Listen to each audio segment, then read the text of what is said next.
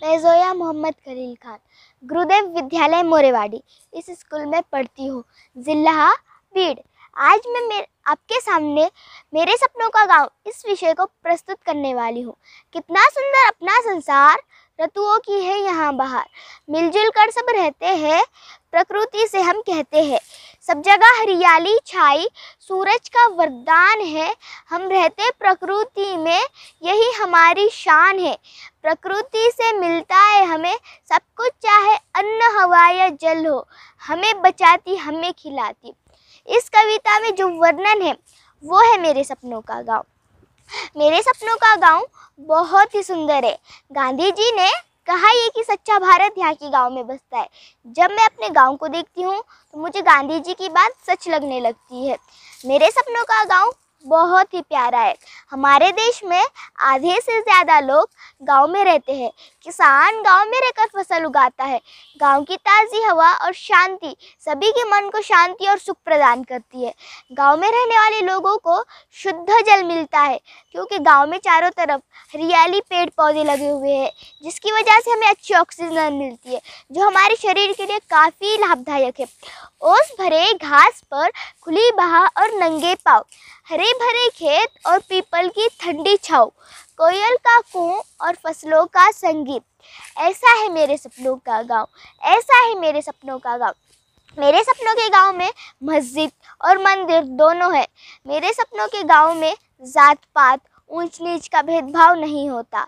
मेरे गांव के लोग सुलझे हुए और समझदार लोग हैं। मेरे गांव में चारों ओर हरियाली और खुशियां होंगी, जहां साफ और कलकलते झरने की आवाज़ हो।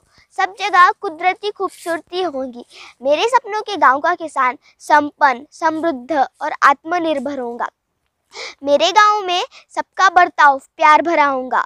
मेरे गांव में सब एक समान होंगे, ना कोई बड़ा ना कोई छोटा होगा, यानी ना कोई अमीर ना कोई गरीब होगा। मेरे गांव के में दुश्मनी का नामो निशान नहीं होगा। सब लोग एक दूसरे की सहायता करने वाले होंगे। धरती से सुनहरी, अंबर नीला, हर मौसम रंगीला, ऐसा गांव है मेरा, ऐसा गांव है मेरा, ऐसा गांव है मेरा। बोले पपीहा कोयल गाए, बोले पपीहा कोयल गाए, सावन घिर घिर आए। ऐसा गांव है मेरा, ऐसा गांव है मेरा। मेरे गांव वालों का खेती मुख्य व्यवसाय होगा और गन्ने की खेती मुख्य स्वरूप में होंगी। शक्कर और गुड़ बनाने के कारखाने होंगे। कारखानों की वजह से मेरे गांव का बहुत ही ज़्यादा विकास होगा। गांव में जो बेरोजगार युवक युवती है उन्हें भी काम और रोज़गार मिलेगा। मेरा गांव आर्थिक रूप से सबल बनेगा। मेरे गांव में घर घर में शौचालय होगा। मेरे गांव में साक्षरता एवं स्वच्छता को अधिक महत्व होगा। मेरे गांव में अस्पताल की भी व्यवस्था होंगी।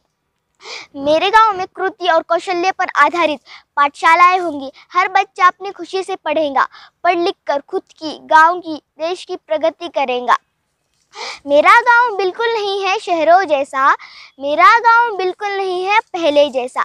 सड़कों पर चलती थी कुछ ही मोटर गाड़ी, आवाज़ से ही पहचान लेते थे आ रही है किसकी गाड़ी। स्कूल दूर थे पर परवाह किसको थी, बात इतने में कहाँ ख़त्म होती है। मेरे गांव की सुरख मिट्टी पूरे बदन पर लिपट जाती, शाम ढलकर रात बन जाती, खेल तब तक जाते थे खेले, ऐसा था मेरा गाँव। कर आधे भरे डब्बों को चुपके से सरका देना, जहाँ होता था ये सब वो है मेरा गांव। रास्ते पक्के थे, कच्चे थे, कुछ अच्छे कुछ नीचे थे, किसको फ़र्क पड़ता था। तब हमको बचपन के पंख लगे थे। वह कौन सा खेत कौन सा चौक रहा होगा, जिसको छोड़ा हो हमारे अतरंगे खेल खिलौनों ने। लाखों बातें सुनकर सब कुछ अपने में समेट लेना, जहाँ मन में नहीं था कोई बैर, वो है मेरा गांव। शाखों पर कोपल आते, फिर फूलों से भरी लदी शाखाएं लहराती, बारिश होती और अगले दिन तक पत्ते पानी बरसाते, फिर पत्ते नीचे गिर मिट्टी बन जाते, जहाँ दिख जाती थी सारी ऋतुएं, वो है मेरा गांव। जीवन मानो प्रकृति की देन, हम सबको इसका एहसास भी था। जहाँ हर बात का जुदा अंदाज था, वही तो मेरा गांव था, वही तो मेरा गांव था। मैं बड़ी होकर कलेक्टर बनना चाहती हूँ और अपने गांव के लोगों की सेवा करना चाहती हूँ। ऐसा है मेरे सपनों का गांव। काश ऐसा भी सच में गांव होता, लेकिन मैं भी हार नहीं मानूंगी। मैं बड़ी होने के बाद, कलेक्टर बनने के बाद ऐसा ही सुंदर, स्वस्थ और खुशहाल गांव में बनाऊंगी। धन्यवाद।